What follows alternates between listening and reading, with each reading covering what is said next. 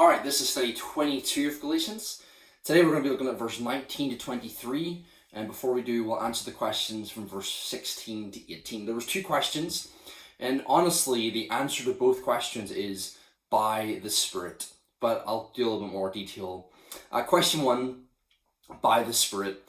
Before we had the Spirit, we had sinful desires, and we had no real power to resist them. Now that we have the Spirit, we will still experience those desires, but now we have someone in us that is greater than our selfishness who can empower us to resist. So it's by the Spirit that we can live free from the desires of the flesh. Question 2 then, again by the Spirit.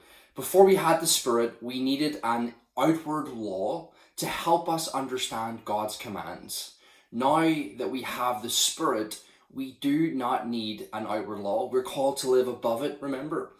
Because the Spirit is working powerfully within us to help us live how God has always intended us to live, we don't need the law.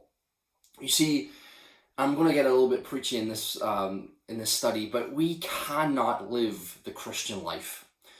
Only Christ can live the Christian life. And by the Spirit, Christ lives in us and through us, according to Galatians 2 verse 20.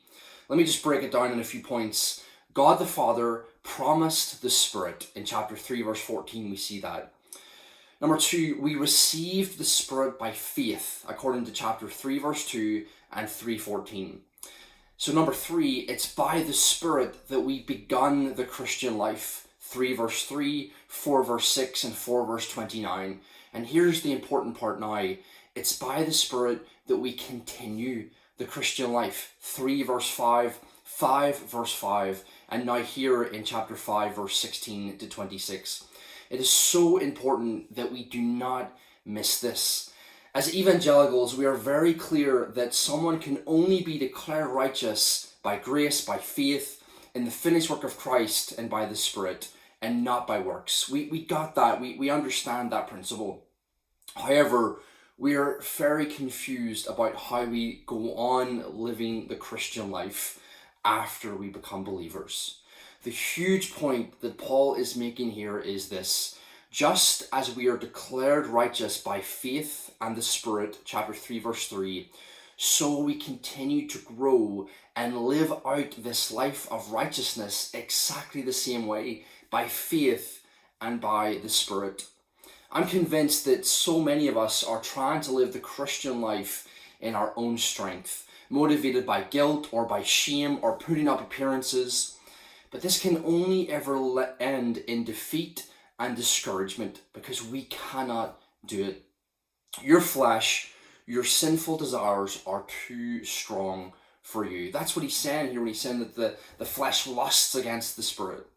But the triune God is greater than your desires, and he is living within you now. John 14 verse 17, verse 20 and verse 23. The Father, the Son and the Spirit are all taking up residence within you. So let me say it again. You cannot live the Christian life. Only Christ can. And by the Spirit, Christ now lives in us and through us. So now we're in verse 19 to 23, and Paul is continuing his theme here.